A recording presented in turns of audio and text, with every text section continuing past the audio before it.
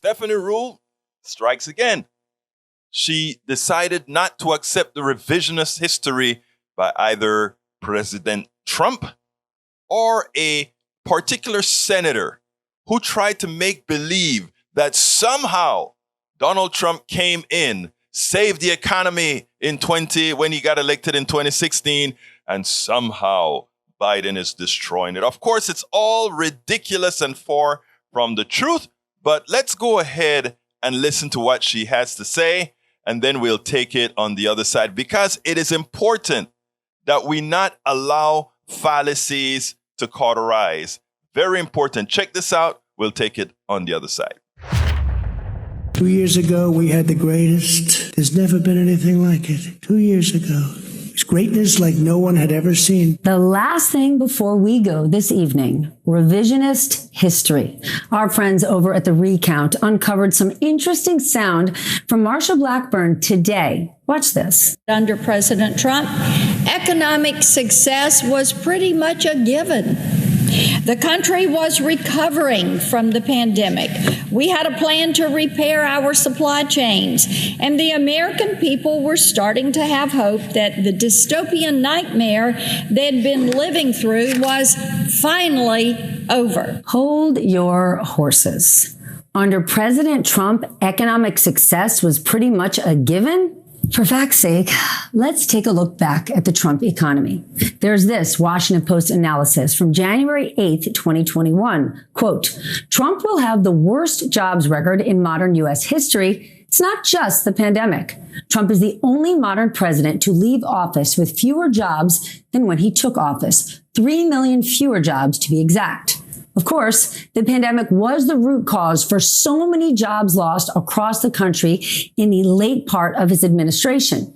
But this chart right here shows that even before the pandemic, job growth under Trump was at a lower pace than most other presidents. And as the Washington Post puts it, quote, President Trump took office at the crest of the longest economic expansion in U.S. history.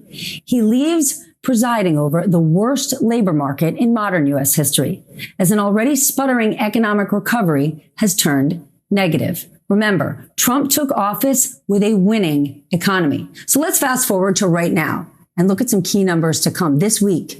Today, we learned consumer confidence has declined for a third straight month. Not good news, but also not a surprise. When everything in your life costs more, you don't feel good about the economy. And when the tool the government uses to slow rising prices makes it more expensive to borrow, well, we don't like that much either. And tomorrow, we're going to find out if the Fed plans to raise rates again, and they likely will.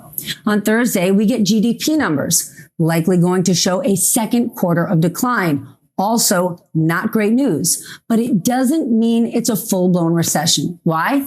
Because there's other things. There is good news. We've got low unemployment, steady job growth, and a high rate of savings. The economy is not all good. The economy is not all bad. What we have in this giant country of ours is a complicated economy. And that's the truth.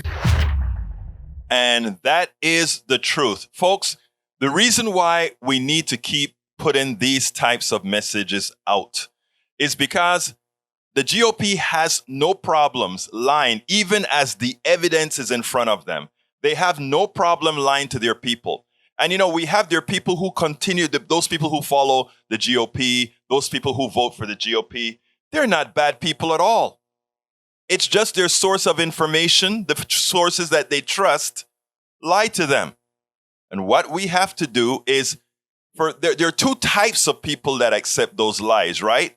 The ones that simply need a reason to justify who they really are, so they accept a lie, deep inside knowing it's a lie, but they can always say, well, my senator said this. And those who genuinely are ignorant. In other words, the willfully ignorant and just the basic ignorant. So once we hear this type of information, we put it out there. Now, the person who doesn't know, they have a legitimate place, a choice to make. The willfully ignorant, there's not much you can do there if they are trying to find justification for their horrendous beliefs. But you know what's the good thing about all of that, based on my experience? They don't make up the majority. They don't make up the absolute majority. So we still hold the winning hands. Truth be told. We spend a lot of time deconstructing the news, trying to parse it into a form that everybody can understand. We try to find those little nitpicks where it flies above the fray, etc. If you really like these videos that we do, I want to ask a big favor. Please go ahead. Number 1, subscribe to our channel. And number 2, please join if you can. Thank you so kindly for watching. Keep watching. Please remember to share. We must populate the entire internet with our progressive message, a message that we know is what most Americans say that they want. So help us, please join.